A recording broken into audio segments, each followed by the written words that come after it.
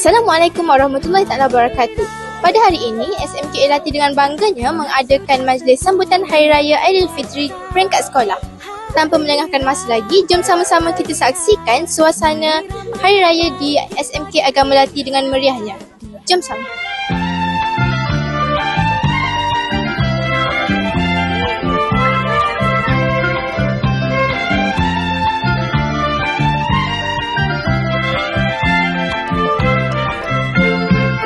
Indahnya sungguh di hari raya, ramainya orang bersukaria. Indahnya sungguh di hari raya, ramainya orang bersukaria. Adikku manis, cantik bergaya, bolehkah abang ikut bersama?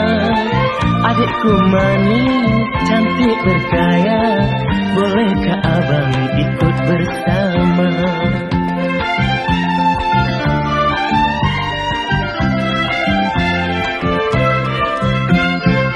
Usahlah abang membuang waktu, mari menunggu. Bersama saya, salah seorang wakil pelajar SMK Agama Melati. Assalamualaikum. Waalaikumsalam. Boleh saya bertanyakan satu soalan? Boleh.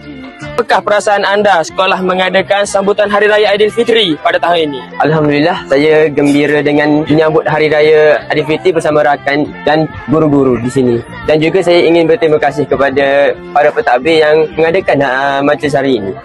Terima kasih.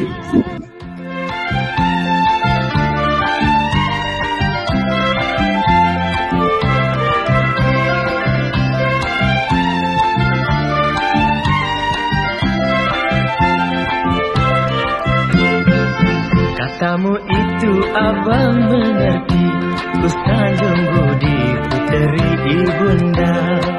Katamu itu abang mengerti, ku sanjung budi puteri ibunda.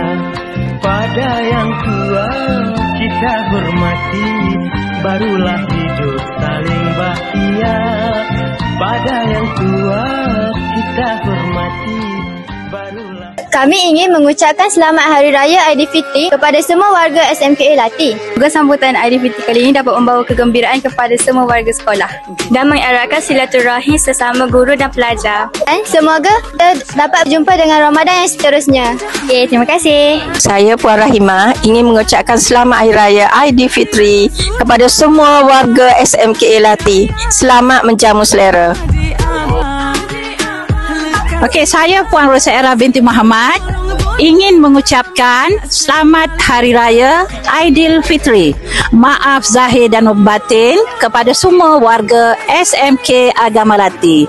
Okey, semoga happy-happy semua di Hari Raya ini. Bye.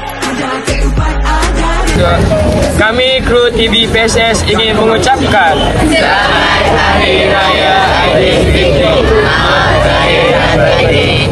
Adik-beradik sama berkumpul, ada bunga api, ada mercun, biar meletup pom-pom-pom-pom.